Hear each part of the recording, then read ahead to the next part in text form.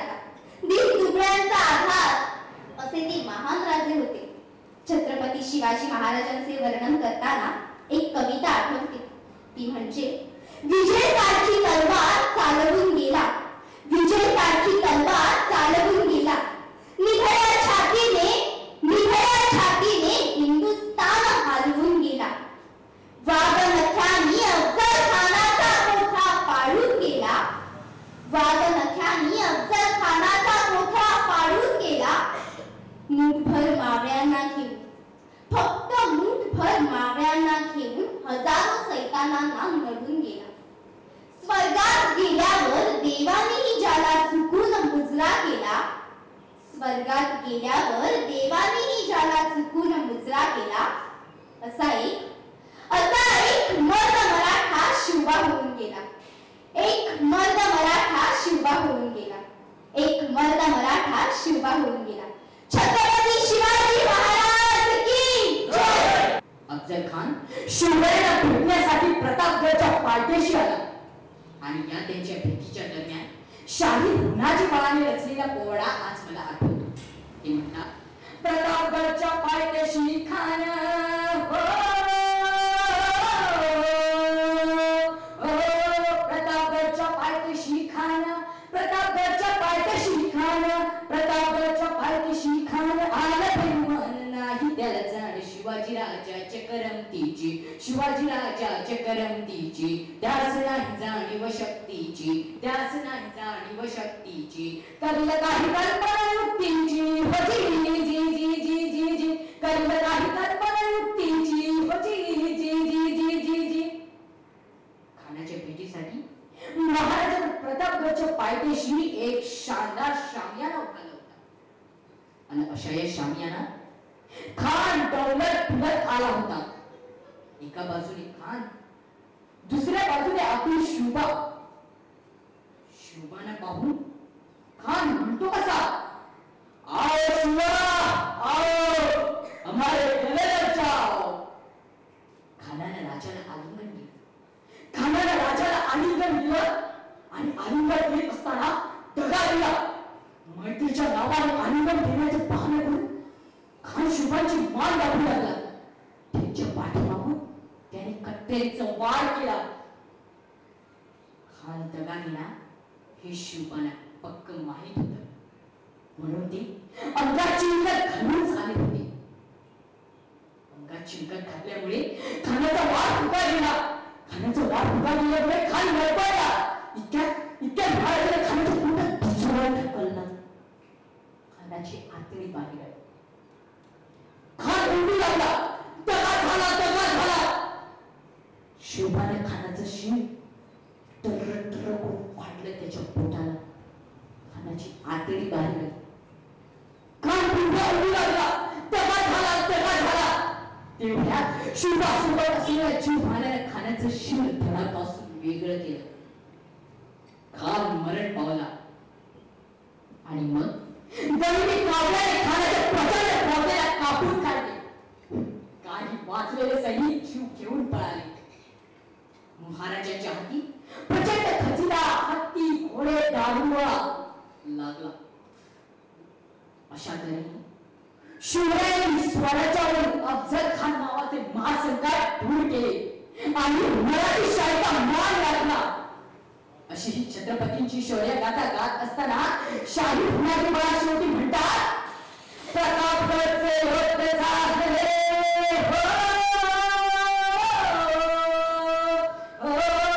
प्रतापगडचे युद्ध झाले, रक्त सांगले, पाठ सारी गेली,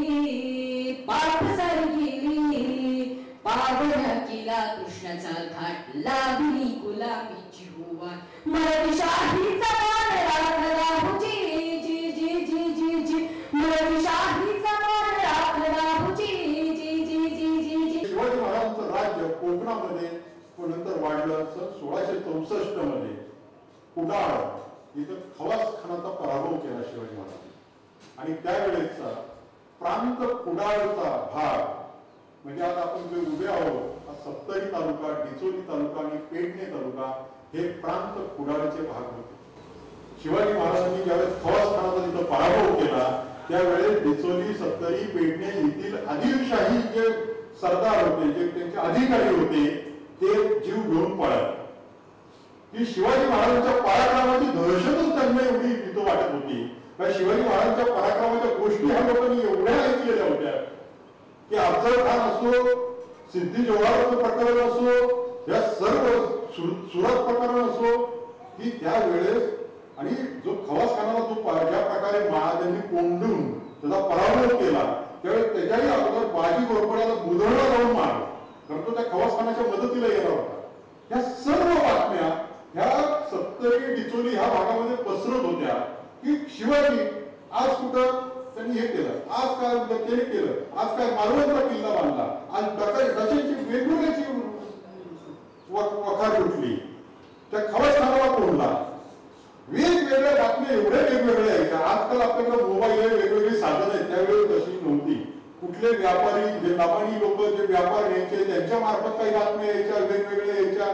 त्यामुळं वेगवेगळ्या बातम्या अशा कुठून वेगवेगळ्या त्या तऱ्हेने यायच्या. आणि त्यावेळेस लोकांना माहिती की इथून इकडे जायला 4 दिवस लागतात, इकडे यायला जायला 8 दिवस लागतात. हा शिवाजी महाराज एका वेळेस सगळीकडे काय काय करतो. त्यामुळे इथल्या स्थानिक लोकांमध्ये हे पोर्तुगीजांनी नोंद केलेला की इथल्या आजूबाजूच्या स्थानिक लोकांमध्ये, म्हणजे पोर्तुगीजांचं त्यावेळेस राज्य फक्त पारदेश, तिसवाडी आणि सालसेत होतं. ह्या जो पेडणे, डिचोली, सत्तरी, कोंढा ह्या भागातल्या लोकांमध्ये एक आख्यायिका पसरली होती की शिवाजीला 10 हात, 50 हात, काही 20 यार्ड गुढी मारता येते, त्याला एकाच वेळेस 10 रुपये घेता येतं. कारण त्यावेळेचा जो लोक समाज होता त्यांना हे सर्व काय अशक्य प्राय वाटत होतं. त्यामुळे इतक्या लोकांना हे वाटत होतं की हे शिवाजी महाराजांचे प्रचंड काहीतरी ताकद, प्रचंड त्यांच्या अद्भुत या शक्ती आहेत. ह्या अशामुळे शिवाजी महाराजांच्या दहशतीमुळे इथल्या अधिकारीच पडून गेले. हा भागामध्ये शिवाजी महाराजांचं राज्य सुरू झालं. ते सर्व शिवशाही इथल्या लोकांना मध्ये नांदू लागले. खरं तर गोव्यामध्ये शिवाजी महाराजांविषयी सांगितलं असतं, हा शिवाजी मी तर नारळ येऊन गेला, पाण्या येऊन गेला. शिवाजी महाराज काही इथं पिकनिकला आलेले नव्हते. गोव्यात आज 12 तालुके आहेत, त्यातील 8 तालुके हे शिवाजी महाराजांचं राज्य होतं, राज्याचा भाग होता. म्हणजे आजच्या गोव्याच्या जवळपास 65 ते 70% भाग हा शिवाजी महाराजांचा राज्याचा भाग होता. ही शिवशाही ह्या लोकांनी, इथल्या स्थानिक लोकांनी अनुभवलेली आहे. शिवाजी महाराजांच्या सैन्यामध्ये इथले स्थानिक कुळवडी, भंडारी हे लोक होते. त्यामुळे मी तुम्हाला म्हटलं की तुम्ही त्यांचे पूर्वज आहात. हे राज्य वाढावं म्हणून हे सर्व या लोकांनी प्रयत्न केले. परंतु हे सर्व शिवाजी महाराजांचे हे ह्या इथील स्थानिक वतनदारांना कळत नव्हते. ज्यावेळेस शिवाजी महाराजांनी कुडाळ जिंकलं, सावंतवाडी जिंकली, तेव्हा पहिले आडवे आले ते लखम सावंत. लखम सावंतांना हे शिवाजी महाराजांचं काही वेळ नाही, कारण जो बादशाहीच्या काळामध्ये त्यांचा माज मुजूर होता ते सगळे तिथं संपलं आणि शिवाजी महाराजांचं सांगतील तेवढ्या नियमात राहणं त्यांना पसंत नव्हतं. त्यामुळं त्यावेळेस ते कुडाळचे सरदेसाई होते. कुडाळचे देसाई, पेडण्याचे देसाई, डिचोलीचे, अगदी तुमच्या सत्तरीचेही देसाई नावासकट मी नंतर यावेळी सांगेल. ते सर्वजण शिवाजी महाराजांच्या विरुद्ध बंड करून पोर्तुगीजांच्या आश्रयाला जाऊन राहिले आणि तिथं आश्रयाला राहून इकडच्या भागामध्ये उपद्रव सुरू केला. कारण शिवाजी महाराजांनी लगेच त्यांना जे अनुकूल आहेत अशा वतनदारांची तिथं त्यांनी नेमणूक केली. लखम सावंताच्या जागेवर कृष्ण सावंताला नेमलं, डिचोलीच्याही जागेवर दुसऱ्याला नेमलं, रवळच्या ऐवजी दुसऱ्याला नेमलं. त्याचं पत्र आहे, रवळ शेनव्यांनी कशी प्रेमाने ती राहट केली म्हणून. त्याच्या जागेवर त्यांनी दुसऱ्याला नेमलं. मग हे पोर्तुगीजांच्या आश्रयाला राहून इकडे लूटमाट करणाऱ्या ह्या वतनदारांना शिवाजी महाराजांनी धडा शिकवायचा ठरवलं. आणि त्याच काळात गोव्याचा त्यावेळेचा गव्हर्नर कोंदिस सावेन सेंती याने एक हुकूम काढला की त्यावेळेस बारदेशमध्ये जे शिल्लक हिंदू राहिलेले आहेत त्यांनी एक तर 2 महिन्याच्या आत धर्मांतर तरी करायचं, नाहीतर बारदेशच्या बाहेर हद्दपार व्हायचं. हा सप्टेंबर 1667 मध्ये हा हुकूम काढलेला होता. आणि बरोबर 2 महिन्याच्या आत 19 नोव्हेंबर सन 1667 मध्ये शिवाजी महाराजांनी बारदेशवर स्वारी केली. खरं तर शिवाजी महाराजांची बारदेश स्वारी हे गोव्यातील फार मोठं प्रकरण, परंतु मला याचं काय त्याचं मागचं माहिती नाही. परंतु हे शिवाजी महाराजांच्या शिवचरित्रामध्ये सुद्धा त्याला फार महत्व दिलं गेलेलं नाही आणि गोव्यातही ह्याला फार महत्व दिलं गेलेलं नाही की शिवाजी महाराजांनी बारदेशवर जी स्वारी केली त्याचा परिणाम पुढे एवढा जो झाला. कारण पहिल्यांदा पोर्तुगीजांच्या इतिहासात, कारण तोपर्यंत, कारण 1543 ला पोर्तुगीजांनी बारदेश जिंकलं होतं, 1510 ला तिसवाडी जिंकून घेतलेलं होतं. म्हणजे जवळजवळ 150-100-125 वर्षाच्या इतिहासात, पोर्तुगीजांच्या इतिहासात कुठल्याही भारतीय राजाने, भारतीय म्हणजे कुठल्याही बादशहानी पोर्तुगीजांना धर्म आणि राजकारण ह्याच्यासाठी जाब विचारण्याची नोंद मिळत नाही. परंतु हा पहिला राजा गोव्याच्या भूमीत पोर्तुगीजांवर आक्रमण करून धर्म आणि राजकारणासाठी जाब विचारताना दिसतो.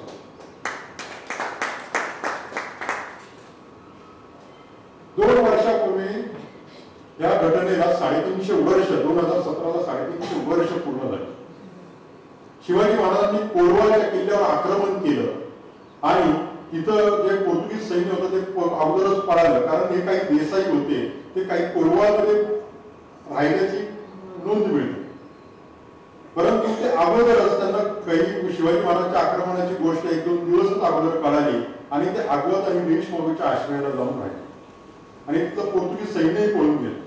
फक्त आगवत आणि निरीशमागूश हे 2 किल्ल्यांचे बंदोबस्त करून बाकी सर्व पोर्तुगीजांनी हा बारदेशचा भाग होता तो असा वाऱ्यावर सोडलेला होता. शिवाजी महाराजांच्या सैन्याने 2 दिवस बारदेशमध्ये पोर्तुगीजांची यथेच्छ वसुली केली. जे काही पोर्तुगीजांची जी काही संपत्ती मिळेल ती सगळी वसूल करून घेतली. मी लूट म्हणणार नाही, त्याला वसुलीच म्हणत. लूट याचा अर्थ मग इंग्रजीत वेगळाच होतो, कारण ज्यांनी आम्हाला लुटलं त्याच्याकडनं परत घेतलं ज्याला गेलं त्याला वसुली म्हणतात. हे शिवाजी महाराजांनी 2 दिवस प्रचंड पोर्तुगीजांची वसुली केली. नंतर शिवाय पोर्तुगीजांचा वकील त्यांच्याकडे पांढरा झेंडा फडकवत आला आणि तहाची याचना करत आला.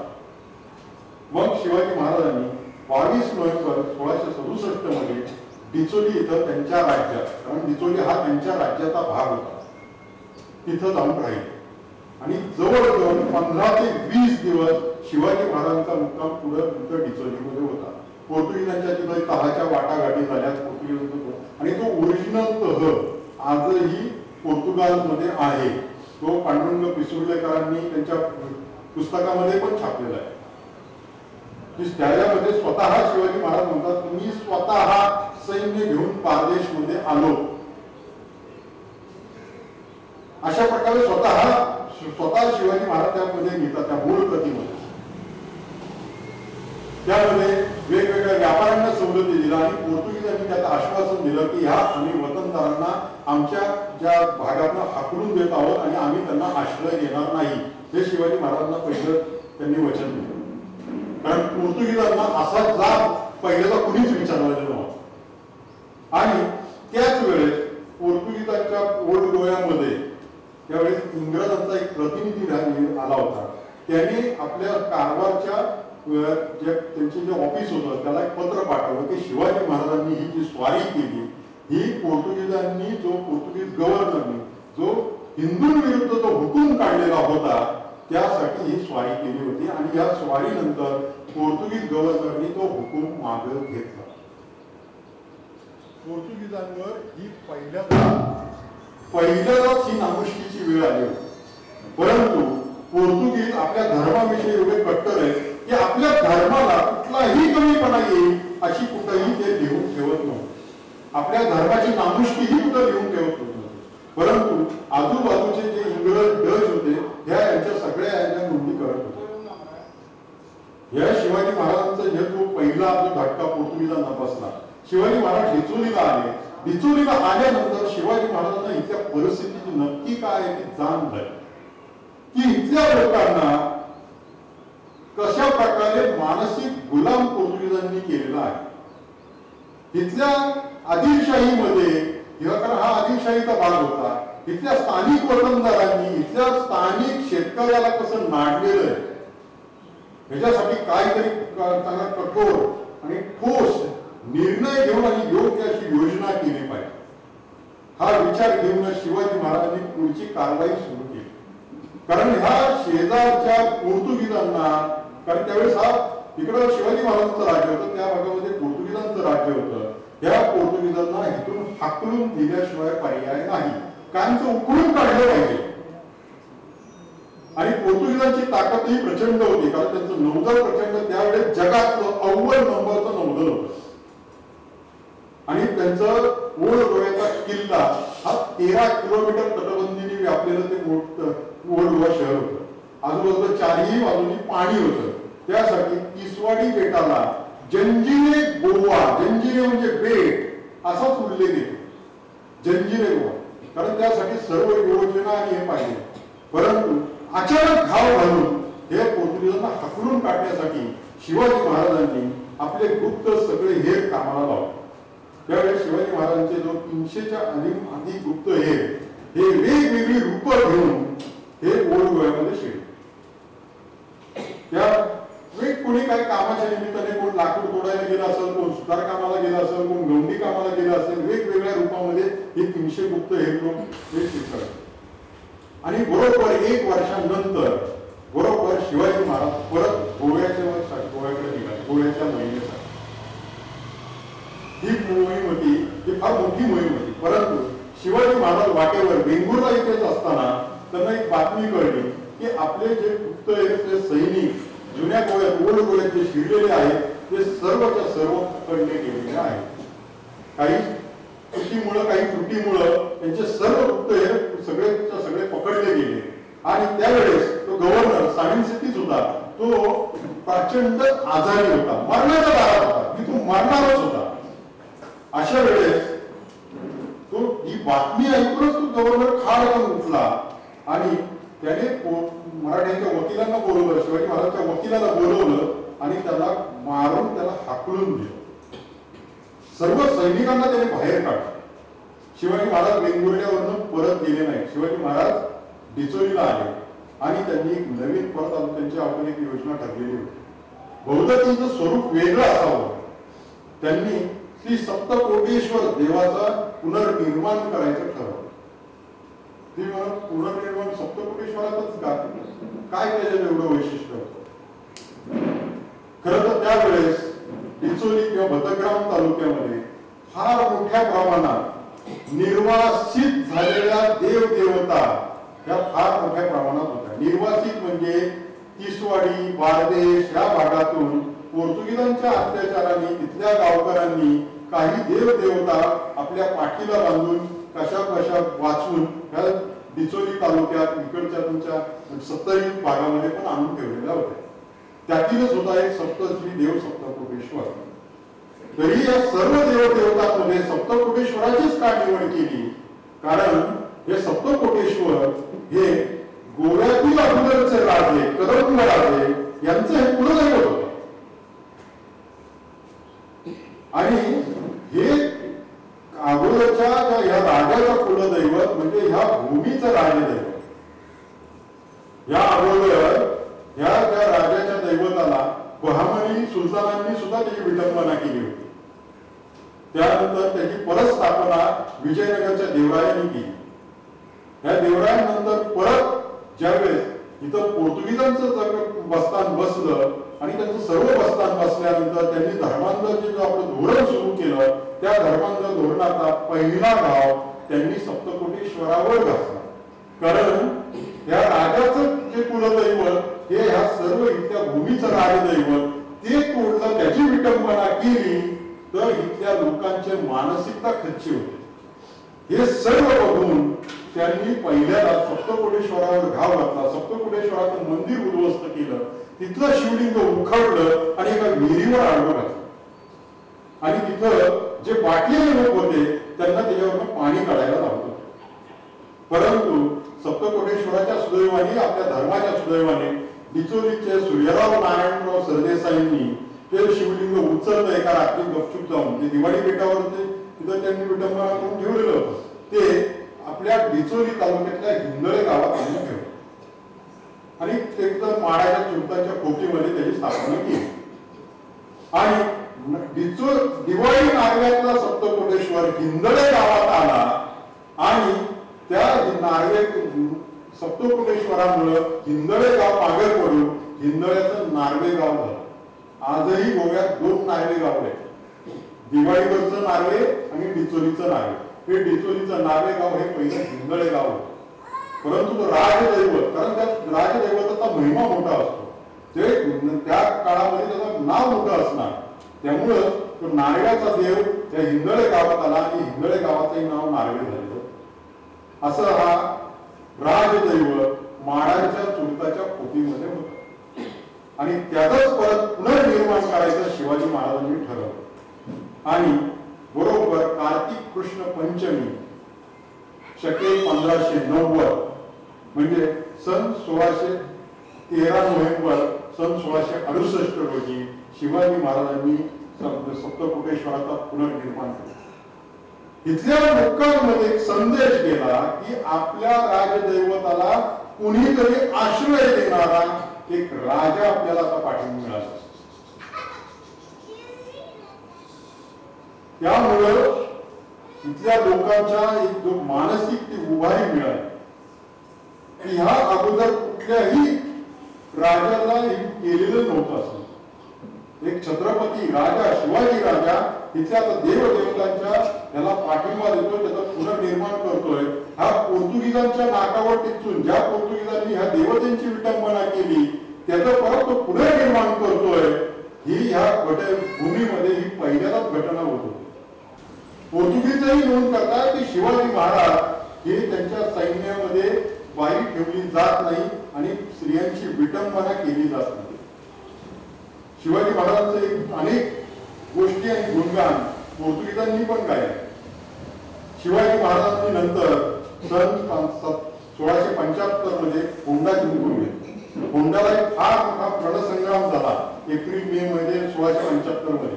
त्याचबरोबर होंड्यासह सर्व सांगे केपे कांकोण कारवार अंकोल्या पर्यंतचा भाग हा शिवाजी महाराजांचा स्वराज्याचा भाग झाला. इथे ही शिवशाही नांदली. शिवाजी महाराजांच्या नंतर शिवाजी महाराजांच्या शेवटच्या काळामध्ये शिवाजी महाराजांनी बेतूल येथे किल्ला बांधला. ची नोंद पोर्तुगीज दप्तरामध्येच मिळते. हे पोर्तुगीजांच्या इतिहासात त्यांच्या सर्व आशियातल्या इतिहासात पहिल्यांदा त्यांचा गव्हर्नर कोंड्याच्या लढाईत दुर्भाग्य जखमी झाला, त्याच्या बरगड्यात 2 वार झाले. तो कसा बसा जीव वाचून गोंधळात पळाला. पोर्तुगीजांच्या इतिहासात अशी नामुष्की गोव्यात फक्त शिवाजी महाराज आणि संभाजी महाराजांनीच केली. पोर्तुगीजांना जो दणका बसलेला आहे संभाजी महाराजांनी, त्यांची जो सगळा सत्तेचा जो नशा होता तो पूर्णपणे उतरला गेला. या काळामध्ये शिवाजी महाराजांचे आणि संभाजी महाराजांचे जे या काळातले जे अधिकारी सुद्धा आहेत हे सुद्धा अत्यंत प्रामाणिकपणे त्या जनतेची सेवा करतात. छोट्या छोट्या कार्यकृत्य तुम्ही सरश्रम देसाईंचं शिवशाही पोर्तुगीज कागदपत्र हे खरंच कुठं मिळालं तर वाचा. मी गोवा सरकारलाही विनंती की ते परत पब्लिश करावं की शिवाजी महाराजांचे गोव्यातील अधिकारी तिथले कसे लोकांचे प्रश्न सोडवत आहेत. की शिरगावच्या कामतीचा कसा प्रश्न सोडवलेला आहे, तिथल्या अनेक छोट्या मोठ्या बोटी शेतकऱ्यांच्या जे पोर्तुगीज पकडतायत ते त्यांना कसं सोडवलेलं आहे, हे सर्व अनेक गोष्टी बघितलेल्या आहेत. आणि पोर्तुगीजांना पहिल्यांदा धर्मावर आणि राजकारणावर असा जाब विचारणारा राजा इथं निर्माण झाल्यामुळे शिवाजी महाराजांच्या मृत्यूनंतर जवळजवळ हा भाग तुमचा पेडणे डिचोली 70 भाग 100 वर्षानंतर ताब्यात घेतलेला आहे. हा भाग सन 1785 मध्ये पोर्तुगीजांनी ताब्यात घेतलेला आहे. कारण मध्यंतरीच्या काळात राजाराम महाराजांनी हा भाग सावंतवाडकरांना जहागीर म्हणून दिलेला होता. छत्रपतींचे जहागीर म्हणून शाहू काळामध्ये हा याच्या अगोदर खरं तर सावंतवाडकरांचा या भागाशी काही एक संबंध नव्हता. ते कुडाळचे सरदेसाई होते. छत्रपतींचे जहागीरदार म्हणून ते या भागाशी संबंधित होते. परंतु त्या सावंतांचे छोटे मोठे जे स्वार्थ आणि ह्याच्या भांडणामध्ये, कोल्हापूरकर छत्रपती आणि सावंतांच्या भांडणामध्ये हा भाग पोर्तुगीजांनी हा जिंकून घेतला. मराठा साम्राज्याच्या पडत्या काळात हा भाग पोर्तुगीजांनी जिंकून घेतला, परंतु त्यांनी इथल्या धर्माला अजिबात हात लावला नाही, तिथल्या मंदिरांना हात लावला नाही. तुम्ही अनेक पूल अलीकडं पलीकडं जाऊन बघा, तुम्हाला तो फरक कळेल. तुम्ही ओल्ड गोव्यातनं माशेलला या, तुम्हाला फरक कळेल. माशेलमध्ये किती मंदिर आहेत, पलीकडे ओल्ड गोव्यात अजिबात मंदिरं नाही. तुम्ही मडगाववरनं येताना बोरी राष्ट्र मधला फरक बघा. राय राष्ट्रामध्ये प्रचंड जग सगळं वेगवेगळंच दुनिया आहे आणि इकडं शिरोडा बोरीमध्ये वेगळीच परिस्थिती आहे. कोलवाड आणि धारगडमध्ये बघा, धारगडमध्ये किती मंदिर आहेत, वेगळी संस्कृती आहे. मुळगाव आणि अस्नोड्यातला फरक बघा. ह्या जी तिकडच्या ह्या 8 तालुक्यांमध्ये शिवाजी महाराजांचं जे राज्य होतं, ह्या भागामध्ये पोर्तुगीजांनी इथल्या धर्माला हात लावायची हिंमत केली, इथल्या भारतीय संस्कृतीला हात लावायची हिंमत केली. कारण हे सर्व, हा सर्व जो स्वातंत्र्याचा इतिहास, हा सर्व धर्म संस्कृतीचा जो वेळ होता, हे शिवाजी महाराजांच्या राज्यात हा शिवाजी महाराजांनी हा लढा सुरू केलेला होता. त्यामुळंच गोव्यातील जो गोमंतकीय धर्म, जो भारतीय संस्कृती, गोयकारपण जे टिकून राहिलं, त्याला फक्त आणि फक्त शिवाजी महाराज हेच कारण.